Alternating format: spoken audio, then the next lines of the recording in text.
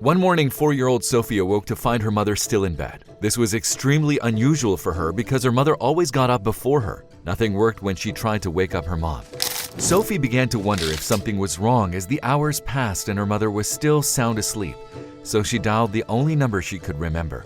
She only knew this number because her mother had instructed her to memorize it in case of an emergency. She paused before responding as tears started to well up in her eyes. Sophie told the operator, "My mommy has been sleeping all day." As she spoke into the phone, her heart was pounding with anxiety.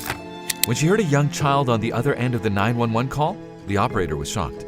As soon as she had a good idea of the situation, he dispatched police and an ambulance to her address. However, the police found that entering the apartment complex was more challenging than they had anticipated when they arrived. Time seemed to pass by slowly for everyone involved. They soon became aware that they could only do one thing to enter the apartment. But when the police were finally allowed inside, they were horrified to see what they did. What shocked the officers? What had Sophie's mother been up to? And would she recover? Only Sophie and her mother Hannah lived in the apartment. Sophie was only 4 years old. Sophie's dad had never been in the picture. As soon as Hannah informed him of her pregnancy, he left her to raise their daughter on her own. But she didn't miss him. Sophie was always well taken care of, and Hannah would have done anything for her. Their favorite part of the day was the morning. After waking up and eating breakfast as a family, Hannah would put on music and dance in the kitchen with her daughter. Hannah would then leave for work, and Sophie would go to daycare. But Sophie immediately recognized that today was different. As soon as Sophie woke up, she noticed her mother was different. She could hardly open her eyes and wasn't her usual cheerful self. In her normal behavior, Hannah would shut off the alarm on its first ring, but she had not moved a muscle since it went off. Sophie got up to turn it off instead. Sophie looked at her mother while standing next to her bed. She must be extremely tired, Sophie thought. She wasn't old enough to comprehend how seriously wrong something could be. Sophie decided to get dressed and head to the living room on her own. She was hoping her mother would soon follow her, but she never did. While the minutes passed, Sophie's mother remained in bed asleep. The TV was on, and Sophie started watching her typical morning shows. But eventually she felt a growling in her stomach. What kept her mother from getting up and dancing in the kitchen with her? She then made the decision to check on her again. Sophie slowly opened the door to her mother's bedroom. "Mom?" she asked worriedly. "Mom, are you awake yet? I'm hungry." But there came no response. She carefully walked over to the bed and climbed on top. "Mommy," she said again while shaking her mother's shoulders. She now began to feel really worried. Her mother did not respond. Sophie's heart began to race. Panic arose in her body and tears started to well up in her eyes. She felt helpless and didn't know what to do. But by now, she knew something strange was happening and she needed to find help. Her mother had told her about a number she could call if something were wrong. She had no idea who this person was, but that didn't matter at that moment. She ran downstairs and grabbed the phone. She had to think very hard about the number, but eventually figured it out. 911. She dialed with trembling fingers. She held the phone by her ear and ran back to her mother. "Don't worry, Mommy," she said. "I'll get you help." 911, what's your emergency? A man asked her. My mommy has been asleep all day, she said. The man on the other line seemed to be surprised by Sophie's voice. What's your name, darling? He asked her kindly. Sophie, she said confidently. Can you come and help me? You said your mommy is asleep all day? Is your daddy around, Sophie? The man asked, not reacting to Sophie's question. No, Sophie said. It's just my mommy and me, but she never woke up this morning. All right, Sophie, I need you to stay on the line, okay? The operator said. Where is your mommy now? She's in bed in her room. All right, darling, you're doing really well. Do you know where you live? He asked. Sophie told the operator her address and waited. She stayed on the line with the operator the whole time and answered all his questions. He asked her if her mother was hurt, if she was breathing, and other important questions, but it was taking a very long time for the ambulance to arrive. She was only 4 years old, so Sophie had no track of time, but even she could sense that the ambulance should have been here by now, but she didn't even hear the sirens yet. She was still by her mother's side and told her reassuring words, not knowing if her mother could hear her or not. Finally, after what felt like an eternity, Sophie heard the sirens. She ran to the living room to wait for them to arrive. She could hear heavy footsteps running up the stairs of their apartment building and stopping in front of their door. Sophie, one of the men yelled. I'm in here, she answered. Sophie's heart was pounding in her chest. She had never experienced something like this before. Sophie, we need you to open the door for us, someone yelled from the other side of the door. But that wasn't as easy as they thought. Sophie was way too small to reach the door handle. She tried to stand on her toes to reach the handle, but she could only touch it with her fingertips. "I can't reach it," Sophie said, but she wasn't about to give up. She knew she had to open the door for those men, otherwise they could never help her mother. There was a little black box in the middle of the dining table, so Sophie climbed on top and put the box in front of the door. She stepped on it and tried again, but she was still too small.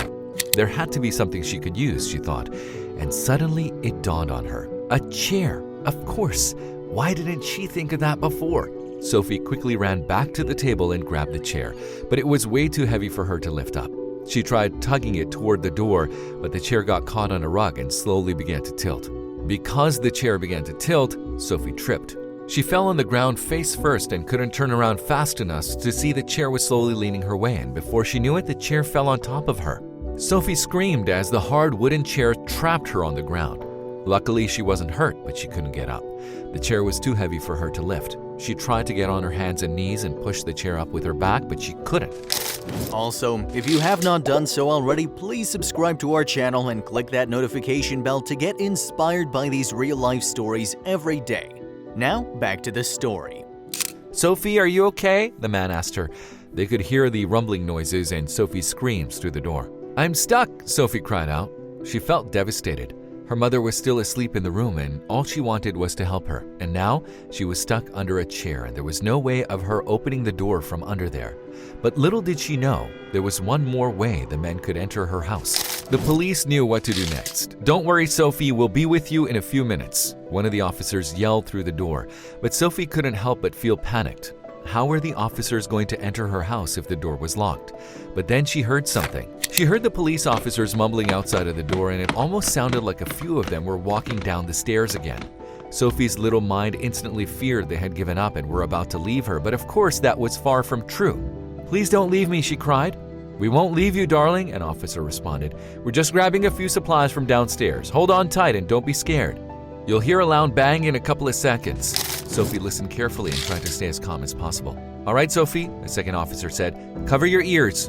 Sophie closed her eyes and put her hands over her ears. She had no idea what was going to happen next, but she trusted the officers.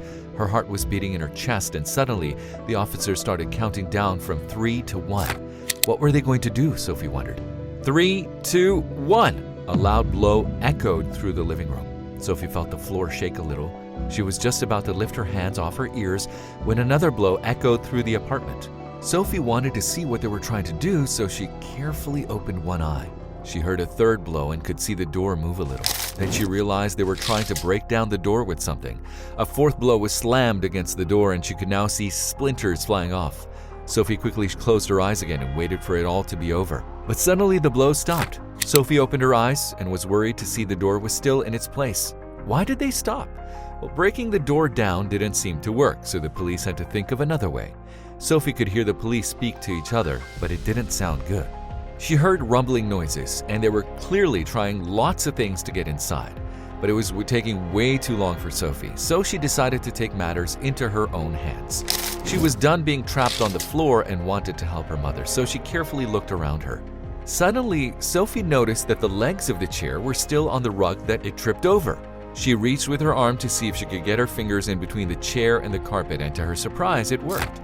Sophie took a deep breath because she knew the next part would be very difficult. Sophie had to muster up all her strength to push the leg away. It hadn't worked before, but she didn't want to give up.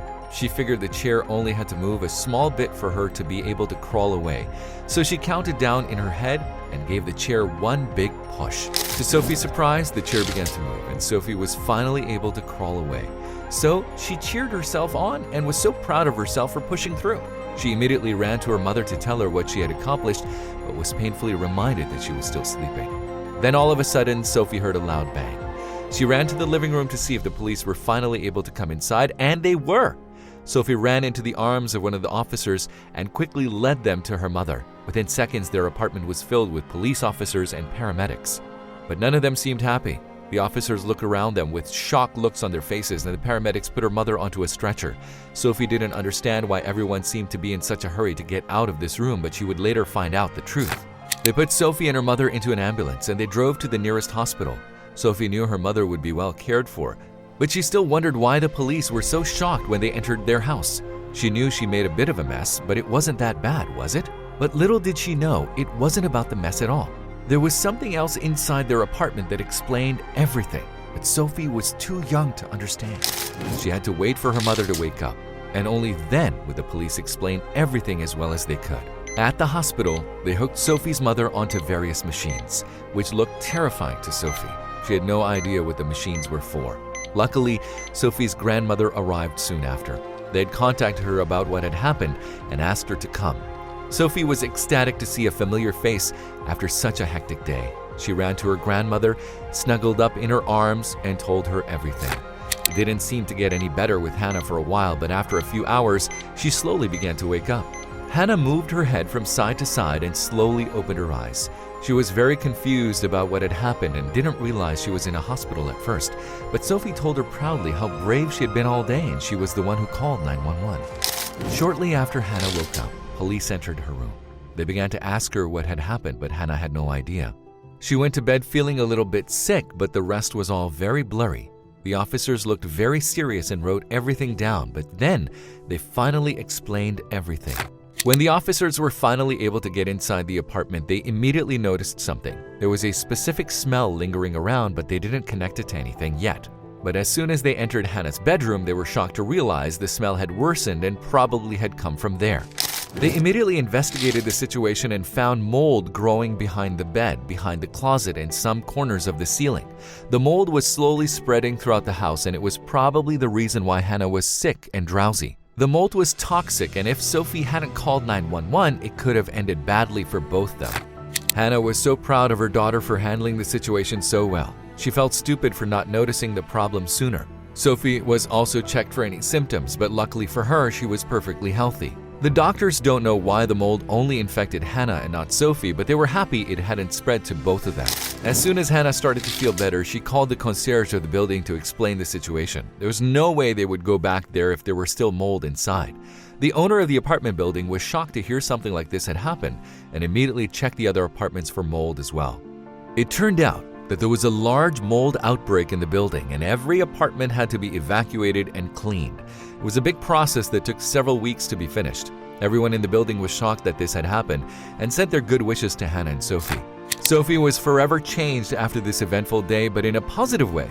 She felt more confident in who she was and more independent as well. She was very proud that she had saved her mother. The mold never returned to their apartment, and Sophie grew up to become a paramedic herself and continued to save lives.